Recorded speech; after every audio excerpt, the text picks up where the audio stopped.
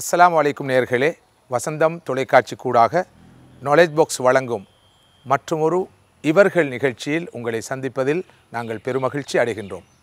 இப்போது உங்களை நிகழ்ச்சிக்குள் அழைத்துச் செல்ல விரும்புகின்றோம்.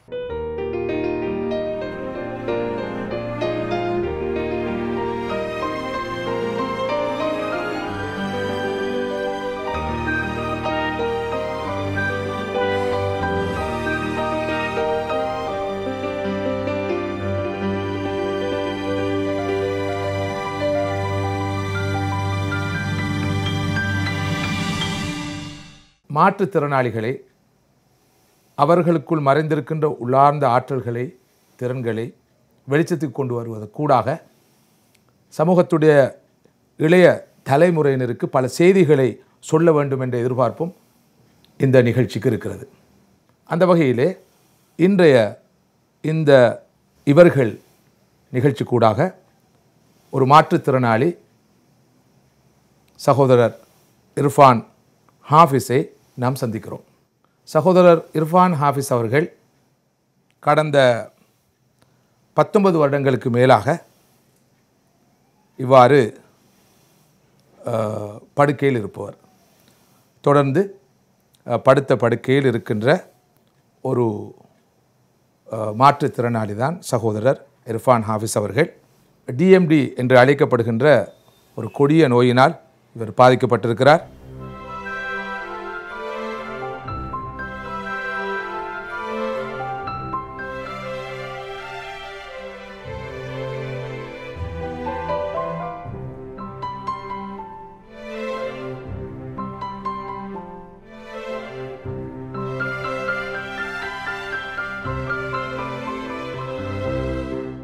சகோதரர் இர்ஃபான் அவர்களுடைய தந்தை ஹாஃபிஸ் இஸ்ஸுத்தீன் அவர்களோடு சில கருத்துக்களை பகிர்ந்து கொள்ளலாம் என்று எதிர்பார்க்கின்றோம். சகோதரர் ஹாஃபிஸ் இஸ்ஸுத்தீன் அவர்கள் ஒரு கல்வியலாளர், ஒரு புத்திஜீவி, ஒரு எழுத்தாளர் மாத்திரமல்ல, அவர் ஒரு பயிற்றுவிப்பாளர். இவற்றோடு அரும்பு என்ற பெயரிலே சுமார் ஒரு தசாப்த காலம் ஒரு அறிவியல் சஞ்சிகையை வெற்றிகரமாக நடாத்தியவர், அதன் ஆசிரியராக இருந்தவர், வெளியீட்டாளராகவும் இருந்தவர். இவற்றோடு சமூக விவகாரங்களில் கரிசனை உள்ளவர், அக்கறை உள்ளவர், ஈடுபாடுள்ளவர். சில முக்கியமான சர்வதேச புகழ்மிக்க புத்தகங்களையும் தமிழ் மொழியிலே தந்திருப்பவர். இவற்றோடு தன்னுடைய மகனை பாதித்திருக்கின்ற டிஎம்டி என்று அழைக்கப்படுகின்ற இந்த பயங்கரமான நோயை பற்றிய புலமைசார் அறிவும் அவருக்கு இருக்கிறது. அந்த வகையிலே ஆரம்பமாக சகோதரர் ஹாஃபிஸ் இஸ்ஸுத்தீன் அவர்களே, அல்லாஹ்வுடைய நாட்டத்தினால் உங்களுடைய மகன் இர்ஃபானுக்கு ஏற்பட்டிருக்கின்ற இந்த நோயை பற்றி ஒரு விழிப்புணர்வு சமூகத்துக்கு தேவை என்ற வகையிலே இந்த நோயை பற்றிய ஒரு சுருக்கமான விளக்கத்தை தருமாறு வேண்டிக் கொள்கிறேன். இர்ஃபானுக்கு இருக்கின்ற இந்த நோய்க்கு டுஷேன் மஸ்குலர் டிஸ்ட்ரோஃபி என்று சொல்வார்கள். இந்த டுஷேன் என்பவர் ஒரு பிரெஞ்சு நாட்டு வைத்தியர். அவர்தான் முதன்முறையாக இந்த நோயை பற்றிய விளக்கத்தை தந்தவர். அதனால் இதை டுஷேன் மஸ்குலர் டிஸ்ட்ரோஃபி என்று சொல்கிறாங்க. மஸ்குலர் டிஸ்ட்ரோஃபி என்று டிஸ்ட்ரோஃபி என்று சொன்னால் துர்போஷணை என்று கருத்து. ஆனால் உண்மையாக போஷணை குறைபாட்டால் ஏற்படுற ஒரு நோய் அல்ல. அந்த காலத்தில் அது சரியான விளக்கம் இல்லாதனால் அந்த பேர் வந்தது. இது பரம்பரை அழகில் ஏற்படுற ஒரு மாற்றத்தால் தான் இது ஏற்படுது. எல்லோருக்கும் தெரியும், இப்போ இந்த எங்களோட மனித உடலில் 23 சோடி பரம்பரை அலகுகள் இருக்கின்றன. அதில் ஆண் பெண் என்ற அந்த பாலை தீர்மானிக்கிற XY குரோமோசோம்கள் என்று சொல்கிற அந்த குரோமோசோம்களில் ஆண்களில் X1 Y1 இருக்குது, பெண்களில் X2 இருக்குது. இந்த ஆண்கள் இருக்கிற இந்த X குரோமோசோமில் இருக்கிற ஒரு பரம்பரை அலகு தான் இந்த நோய்க்கு காரணமாக இருக்குது. இந்த பரம்பரை அலகில் ஏற்படுற சில மாற்றங்கள் இந்த நோயை ஏற்படுத்துது. அதுலேயும் விசேஷம் என்னவென்றால், மனித உடலில் 10,000க்கும் மேற்பட்ட ஜீன்ஸ் பரம்பரை அலகுகள் இருக்கின்றன. அதில் இந்த பரம்பரை அலகு தான் மிகப்பெரியது. அதனால் சூழல் ஏற்படுற மாற்றங்களால் விரைவில் பாதிக்கப்படுகிறது. இப்போ பிறக்கிற 3500 ஆண் குழந்தைகளில் ஒரு குழந்தைக்கு இந்த நோய் ஏற்படுகிற நிலைமை முழு உலகிலையும் எந்த புவியியல் வேறுபாடோ இன வேறுபாடோ இல்லாமல் பொதுவாக காணப்படுது. எனவே இப்போதைய சனத்தொகையின்படி உலகில் 2,50,000 குழந்தைகள் இந்த நோயினால் பாதிக்கப்பட்டிருக்கிறார்கள் எங்களுடைய நாட்டில் 600க்கும் 700க்கும் இடைப்பட்ட ஒரு தொகையினர் இருக்க வேண்டும் என்று எதிர்பார்க்கப்படுது.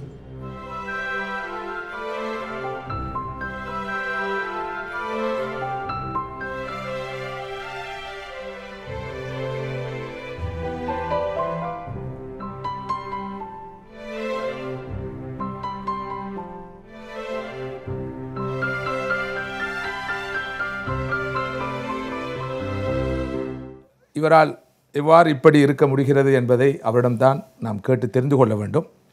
இவ்வாறு ஒரு கொடிய நோயினால் பாதிக்கப்பட்டு 2 தசாப்த காலமாக இவ்வாறு படுக்கையில் இருந்த போதிலும் ஆட முடியாது, அசைய முடியாது, உறுப்புகளை இயக்க முடியாது, இத்தகைய ஒரு நிலையில் இருந்த போதிலும் அவர் பல சாதனைகளை படைத்திருக்கிறார்.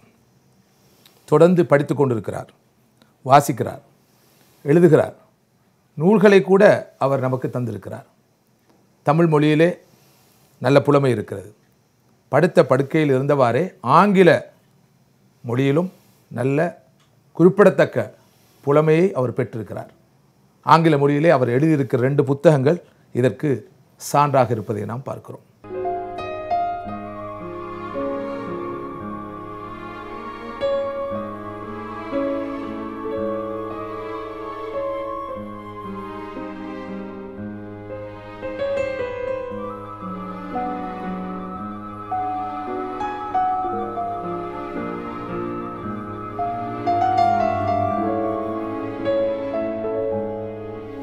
நேயர்களே, இந்த வகையில் அறிமுகத்தை சுருக்கி கொண்டு நேரடியாக சகோதரர் இர்ஃபான் அவர்களோடு நாம் பல விஷயங்களை கலந்து பேசியிருக்கிறோம், பல கருத்துக்களை பகிர்ந்து கொள்ள இருக்கிறோம். சகோதரர் இர்ஃபான் அவர்களே, ஆரம்பமாக உங்களை பற்றி நீங்கள் சொல்ல விரும்புகின்ற சில விஷயங்களை அறிமுகமாக சொன்னால் பிரயோசனமாக இருக்கும் என்று எதிர்பார்க்கின்றேன். அஸ்ஸலாமு அலைக்கும் வரஹ்மத்துல்லாஹி வபரகாத்துஹு. ஷேக், முதலாவதாக எனக்கு பாடசாலை செல்ல ஆரம்பிக்கும் போது அந்த காலகட்டத்தில் கொஞ்சம் நடப்பதில் சில கஷ்டங்கள் இருந்தன. ஆனாலும் பாடசாலை சென்று 5ஆம் ஆண்டு வரை படிக்கும் போது அந்த நடப்பதில் இருந்த கஷ்டம் கூடிக்கொண்டு செல்லும். அதுக்கு பிறகு நடந்து செல்ல முடியாமலாகி பாடசாலையிலிருந்து பாடசாலை கல்வியை முடித்துக்கொள்ள வேண்டியாயிற்று. பிறகு அதுக்கு பிறகு வீட்டில் இருந்து நான் கூடுதலாக ஆங்கில வழியில் கவனம் செலுத்தி வாசிக்க தொடங்கினேன். அப்படி படிப்படியாக அப்படி வந்து இப்போ ஒரு 5 ஆண்டுகள் போட்டு இந்த வீட்டுக்கு இன்டர்நெட் வசதி எடுத்த பிறகுதான் அந்த இன்டர்நெட் மூலமாக பல நண்பர்களை சந்தித்து அவர்களோடாக அந்த ஃபேஸ்புக்கிலே கனெக்ட் ஆகிடும். பிறகு அதில் இருந்த அந்த ஃபேஸ்புக் பக்கம், அந்த ஐஐ வேர்ல்ட்ஸ் என்ற பக்கத்தில் ஒரு அங்கத்தவராக சேர்ந்து அது இடம் எழுத்தாளர்களுக்காக தொகுக்கப்பட்ட ஒரு பக்கம். அதிலே இருந்த ஆக்கங்களை பார்த்து தான் எனக்கு ஒரு உந்துதல் ஏற்பட்டு நானும் எழுத வேண்டும் என்ற ஒரு ஆசை ஏற்பட்டு பிறகு இப்போ ஒரு 2011ஆம் ஆண்டு நான் ஆங்கிலத்திலே போயம் எழுத ஆரம்பித்தேன். எல்லாரும் அதை வாசித்த நண்பர்கள் அதை பாராட்டி நல்ல விதமெழுது கேட்டு ஊக்குவித்துதான் நான் தொடர்ந்து எழுதி பிறகு அந்த சைலண்ட் சங்கின நூலாக வெளியாகினது. சகோதரர் இர்ஃபான் அவர்களே, அண்மையிலே நீங்கள் மற்றொரு நூலை எழுதி வெளியிட்டிருக்கிறீர்கள். இதுவும் ஆங்கில மொழியிலே எழுதப்பட்டிருக்கிறது. இந்த புத்தகத்தை பற்றி ஒரு சிறிய அறிமுகம் செய்தால் பிரயோசனமாக இருக்கும்னு நினைக்கிறேன். 2 ஆண்டுகளுக்கு முன்பு முதலாவது புத்தகம் வெளிவந்த பிறகு அது ஆங்கிலத்திலே கவிதை இருந்ததால் நான் தொடர்ந்தும் புத்தகம் வெளியிட்ட பிறகு நான் போயம்ஸ் எழுதி கொண்டிருந்தேன். நண்பர்கள் எல்லாரும் வாசிக்கிறதுல ஆர்வம் இல்லை. போயம் அதை விளங்கி கொள்வது கொஞ்சம் அந்த கஷ்டம் இது இருக்கிறதால அதனால் பிறகு போயம் எழுதுவதிலிருந்து கொஞ்சம் அதுக்கப்பால் போய் நான் கதை எழுதி பார்த்தார். அப்படிங்கிற ஒரு என் பாப்பா அது எனக்கு அந்த ஊக்குவித்தார். கதை எழுதி பாருங்க, நல்லா இருக்கும். சரி, அப்போ அதுக்கு பிறகு தான் நான் ஒரு வருடங்களுக்கு முன்பு முதலாவதாக ஒரு ஷார்ட் ஸ்டோரி எழுதி அதை ஃபேஸ்புக் ஐஐ வேர்ல்ட்ஸ் பக்கத்திலே போட்டேன். அதை எல்லாரும் வாசித்தார்கள். நல்லா இருக்குது, நீங்கள் கதையையும் எழுதலாம், கவிதை போன்ற ஒரு கதையும் நன்றாக எழுதியலும் என்று சொல்லி ஊக்குவித்தார்கள். அதுக்கு பிறகுதான் நான் அந்த புத்தகத்துக்காக வேண்டி எழுத தொடங்கவில்லை. ஒரு அந்த ஐஐ வேர்ட்ஸ் பக்கத்தில் சிரிக்கிறதுக்காக வேண்டி தொடர்ந்து ஒரு பாத்திரத்தை வச்சு கதை எழுதினேன். 6 கதைகள் போட்டுட்டு அப்போ பிறகு நான் வச்சு இது இன்னும் தொடர்ந்து எழுதின ஒரு புத்தகமாக வெளியிடலாம் என்று. அப்போ அதுக்கு பிறகு தான் இது தொடர்ந்து 15 கதைகள், சிறுகதைகள் மாதிரி குழந்தைகளுக்காக எழுதப்பட்ட கதைகள், ஸ்டோரிஸ் ஃபார் சில்ட்ரன் என்று இந்த புத்தகத்துக்கு நீங்கள் தலைப்பு தந்திருக்கிறீர்கள். இதில் 15 கதைகள் இருக்கின்றன. அந்த ஜெனரோசிட்டி என்ற அந்த கதையிலே நீங்கள் சொல்கிற செய்தி என்ன? அதில் வந்து பிச்சை ஏற்று வந்த ஒரு இதற்கு அதில் வர அந்த பிரதான கதாபாத்திரம் ஆரிஃப் சொல்லி அவர் வீட்டுக்கு தெரியாமல் அந்த அவருடைய சாப்பாடை குறைத்து கொடுத்து உதவி செய்ய பார்க்குறவர் அந்த இதை வச்சு தான் எழுதினேன். அடுத்ததாக லைஃப் இஸ் ஹார்ட் என்று சொல்லி தலைப்பில் ஒரு கதை எழுதியிருக்கிறீர்கள். அதில் ஒரு 2 பிரதான பாத்திரத்தை வச்சு தான் இந்த எல்லா கதைகளும் எழுதியிருக்கிறேன். அப்போ அதில் தொடர்ச்சியாக வந்த ஒரு கதை தான் அது. அந்த முதலாவது கதையில் இருந்தபடி தொடர்ந்து அந்த பாத்திரத்தை வச்சு ஒரு குடும்பத்தை அங்கத்தவர்கள் எல்லாம் ஒரே இதாக அந்த அவளை வச்சு எழுதப்பட்ட கதைகள். அதில் 6வது கதையில் இருந்த ஒரு நான் அதில் 2 பாத்திரத்தையும் என்னையும் முன் வச்சு தான் எழுதினேன். என்னுடைய கேரக்டரிஸ்டிக்ஸை வச்சு 2 பாத்திரங்களாக பிரித்து ஆரிஃப் அண்ட் சலீம், ரிஃபான் அண்ட் சலீம் எழுதி. நீங்கள் யார்? அதில் 2 பேருக்கும் நான் பிரித்து அதே இதை கொடுத்துருக்கிறேன். ஆரிஃப் என்று வரும்பொழுது என்ன இந்த சைல்டுஹுட் சிறுபிள்ளை காலத்தில் இருந்த என்ன அந்த கேரக்டரிஸ்டிக்ஸ் அதில் இருந்து ஆரிஃப் என்ற பாத்திரத்தை கொடுத்துருக்கிறேன். அதுக்கு பிறகு ரிஃபான் என்ற அந்த பாத்திரத்துக்கு என்ன இந்த எனக்கு இந்த நடக்க முடியாமல் போன பிறகு அந்த இதுவரைக்கும் நடந்த வாழ்க்கையில் நடந்த சம்பவங்களை வச்சு அவர் அந்த பாத்திரத்துக்கு நான் அந்த இது கொடுத்துக்கிறேன். அப்போ 2 பேரும் நண்பர்களாக வச்சு தான் அதில் கடைசி வர கட்டி போகுது. இந்த நிலையில் இருந்து கொண்டு ஒரு ஆசிரியருடைய துணை இல்லாமல் எப்படி ஆங்கில மொழியிலே இந்த அளவு தூரம் உங்களை வளர்த்து கொள்ள முடிந்தது, இது பற்றி சொல்ல முடியுமா? பாடசாலையிலிருந்து பாடசாலை போகிறது நின்று வீட்டில் இருந்து பாடசாலை போக முடியாது. 5ஆம் வகுப்பு வரை தான் நீங்கள் பாடசாலைக்கு சென்றீர்கள். அதுக்கு பிறகு தொடர்ந்து வீட்டில் இருக்கிறீர்கள்.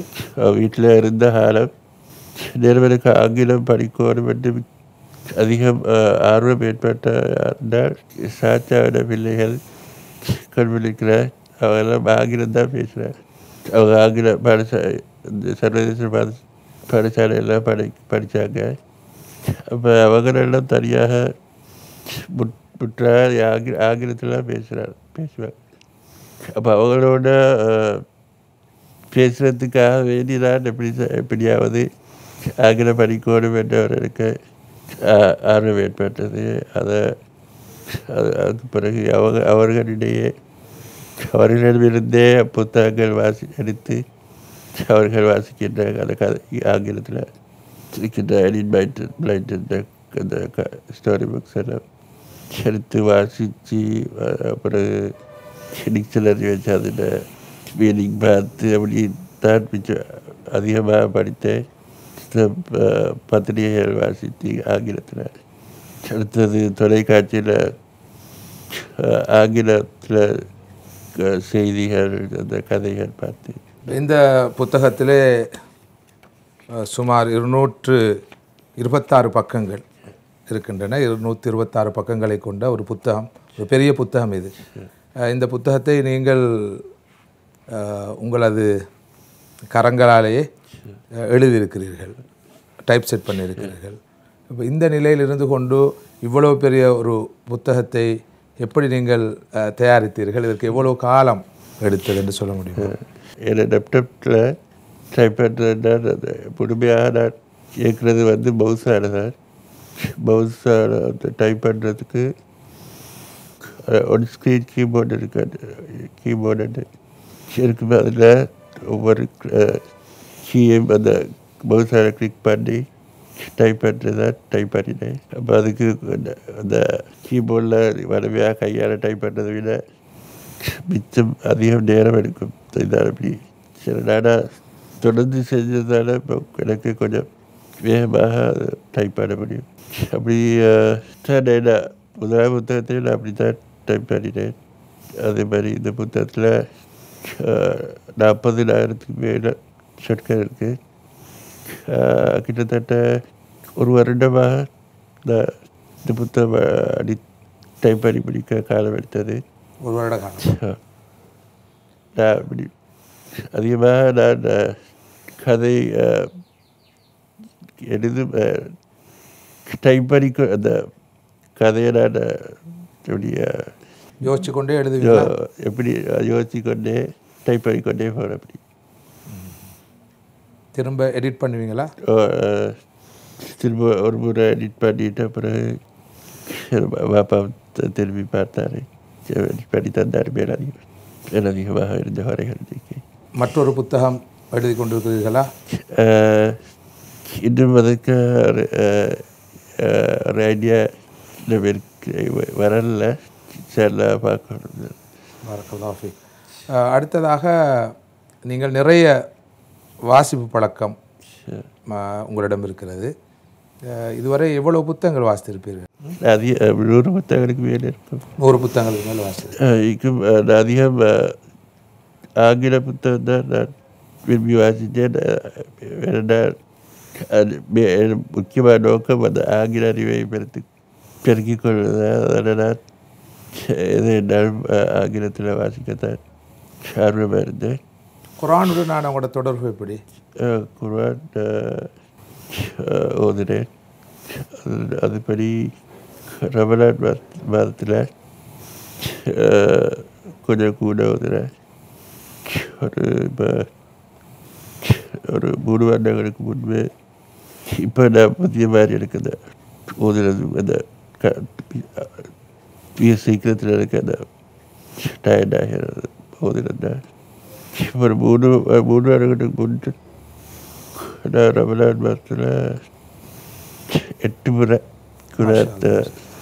3 வருடங்களுக்கு முன்னால் ரமதான் மாதத்தில் 8 தடவைகள் குர்ஆனை முழுமையாக ஓதி முடித்தீர்கள். இப்போதெல்லாம் கொஞ்சம் ஓதுவதிலே சிரமம் இருக்கிறது. இந்த தடவை 2 தடவை ஓதி முடிக்கிறேன். இந்த கடைசி ரமதானிலே 2 தடவைகளால் குர்ஆனை ஓதி முடித்தீர்கள். குர்ஆன் சூறாக்களை மரணம் செய்திருக்கிறீர்களா? எனக்கு நான் இப்போ 50 ஜூஸ் பெரும்பாலும் எனக்கு மரணம் செய்கிறேன். 50 ஜூஸை பெரும்பாலும் மரணம் செய்திருக்கிறீர்கள். உங்களுடைய இஸ்லாமிய அறிவு எந்த அளவு இருக்கிறது?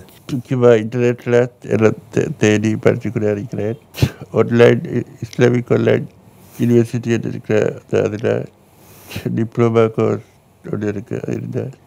அரைவாசி மட்டும் முடிச்சிருக்கிறேன். அது ஆன்லைனில் உள்ள இஸ்லாமிக் ஸ்டடீஸுக்கான டிப்ளமா கோர்ஸில் ஒரு அரைவாசம் முடிச்சிக்கிறேன். சில பேருக்கு அவரிடத்தில் அந்த டிகிரியும் இருக்குது. அதுக்கு பண்ணிட்டு 12 years ஸ்கூல் இது கேட்குறேன்.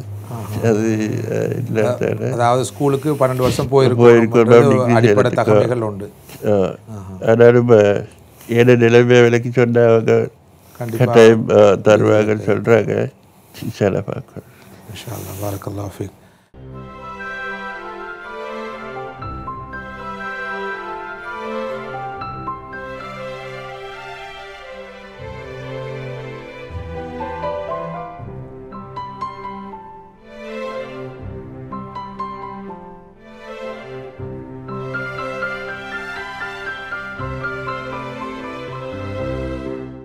நன்றி நேயர்களே. மற்றுமோர் இவர்கள் நிகழ்ச்சியிலே இன்ஷா அல்லாஹ் உங்களை சந்திப்போம். நிகழ்ச்சி பற்றி உங்களது கருத்துக்களை, பின்னூட்டல்களை எதிர்பார்க்கின்றோம். எமது இணையதள முகவரி கூடாகவோ அல்லது ஃபேஸ்புக் முகநூல் முகவரி கூடாகவோ உங்களது கருத்துக்களை நீங்கள் எங்களோடு பகிர்ந்து கொள்ளலாம். வஸ்ஸலாமு அலைக்கும் வரஹ்மத்துல்லாஹி வபரகாத்துஹு.